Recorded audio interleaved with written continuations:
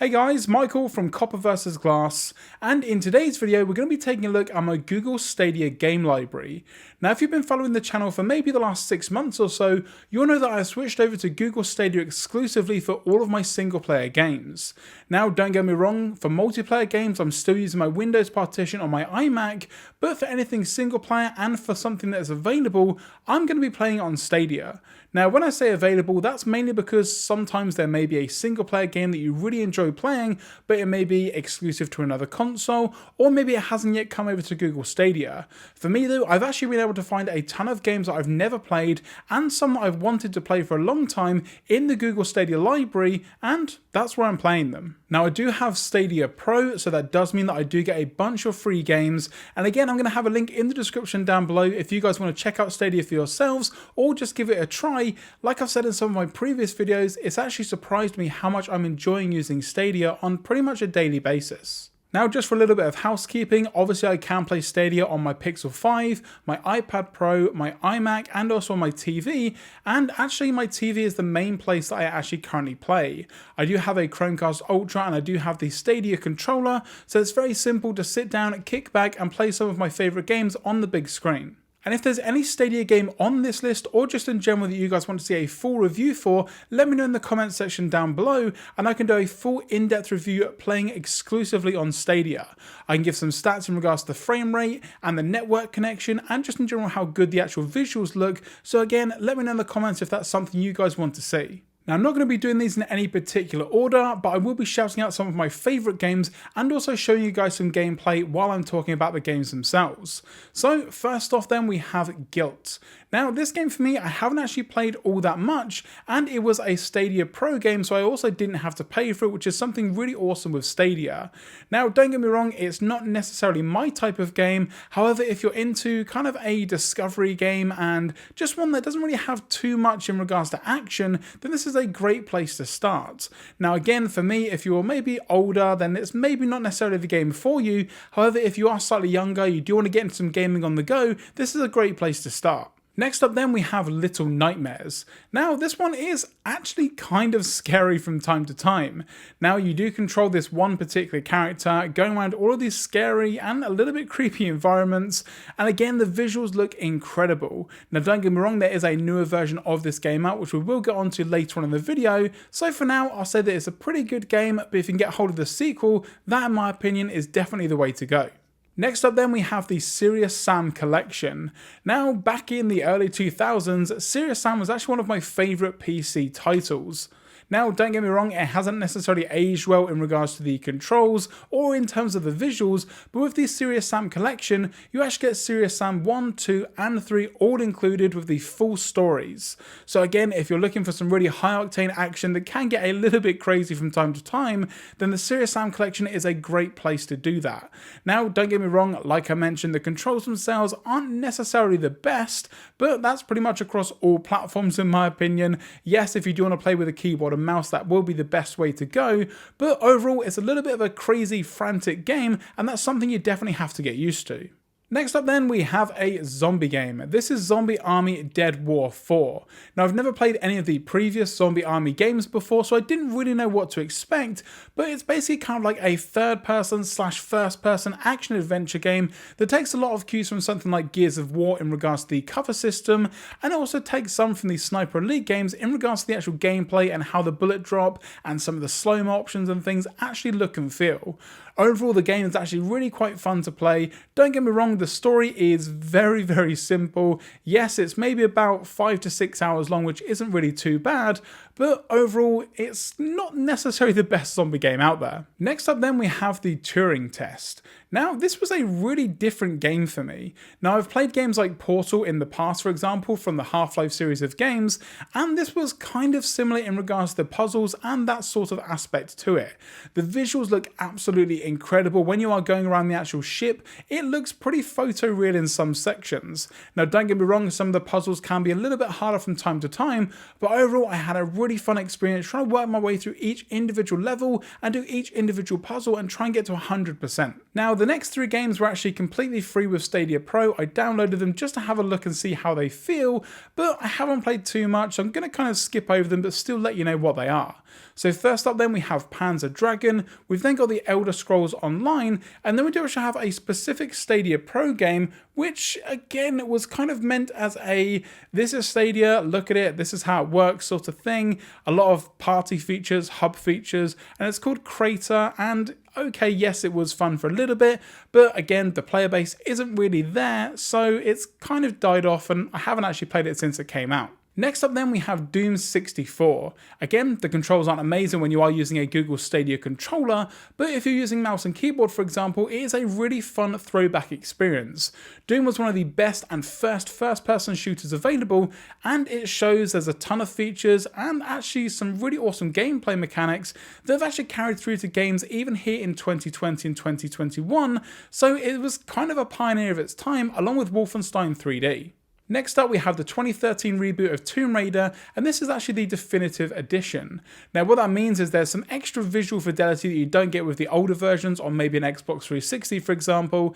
This is the version that you're going to be playing on maybe a high-end PC or a newer generation console.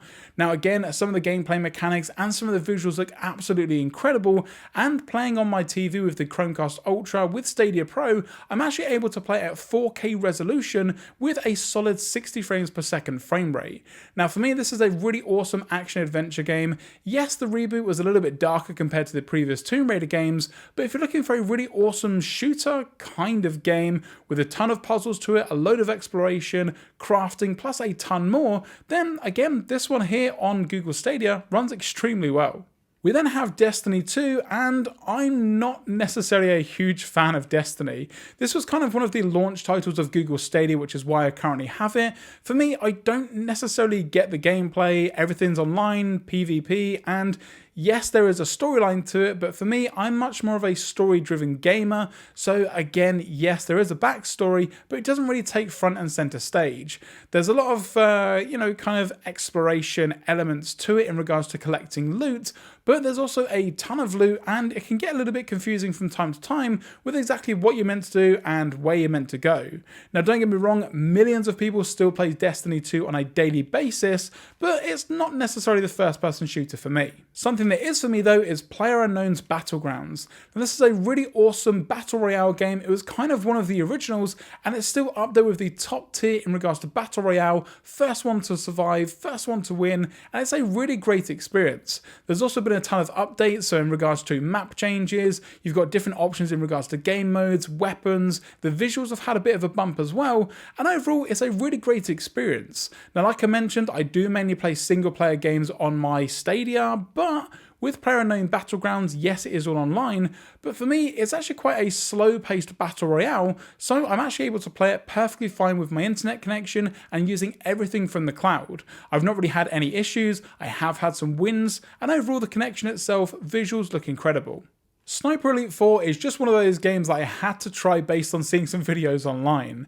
It's got some really awesome sniping mechanics. Yes, it can be a little bit goofy from time to time, and the animations may not look amazing, but when you do get that perfect headshot, it goes into X-ray mode, and you can see all of the internals of someone's skull, for example. It's actually quite a satisfying game to play.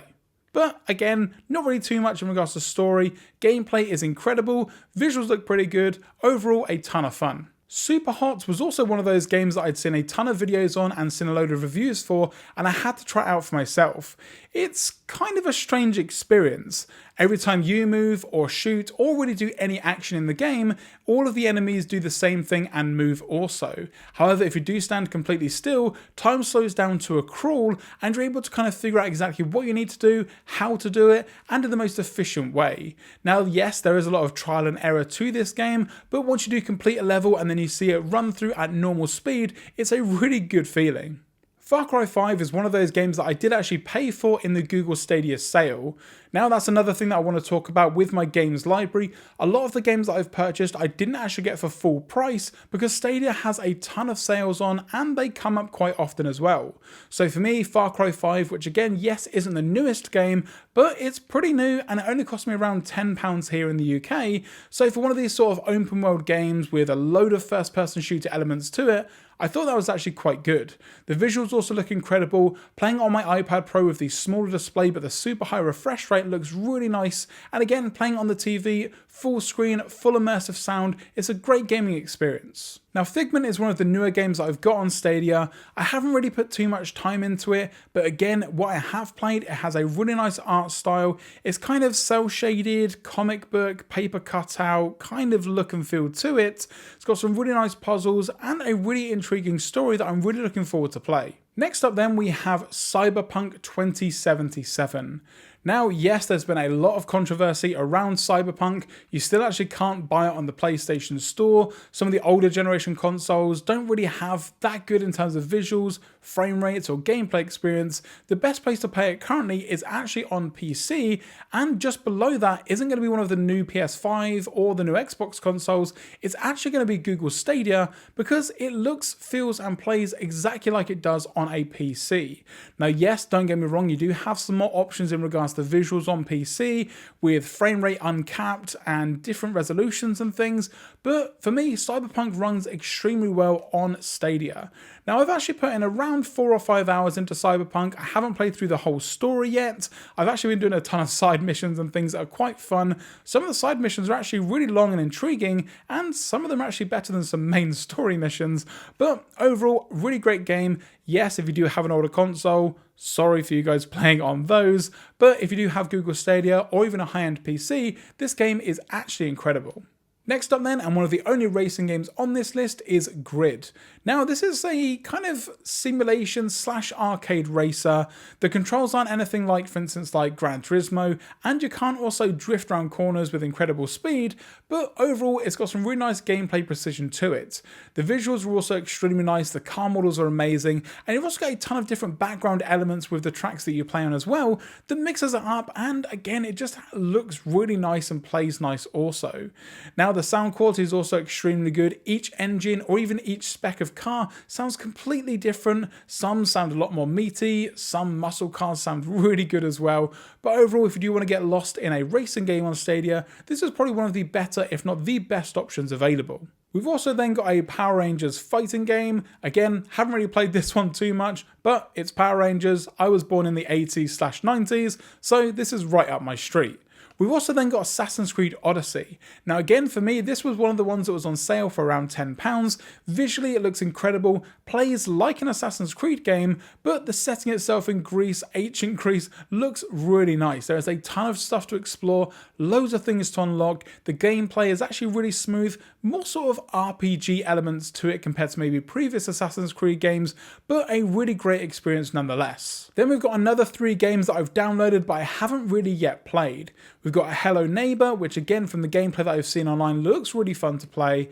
We've got The Crew 2. This one again only cost me around £7 in a Stadia sale, so you've got a really awesome gaming experience here with planes, boats and cars, and it mixes all together across the US, so that looks really fun to play as well. And then we've also got the Hitman games. Now this is the reboot of Hitman that came out maybe around 3 or so years ago, and again for this one the visuals look incredible, the gameplay looks really solid as well, so I can't wait to get in, do some assassinations, and just in general creep around, find some bad guys and take them out. And then second to last, we have Borderlands 3. Now this is actually my newest purchase that I've got here. I bought it through the Google Stadia store, around £16 here in the UK, so not really too bad for what is essentially a brand new game.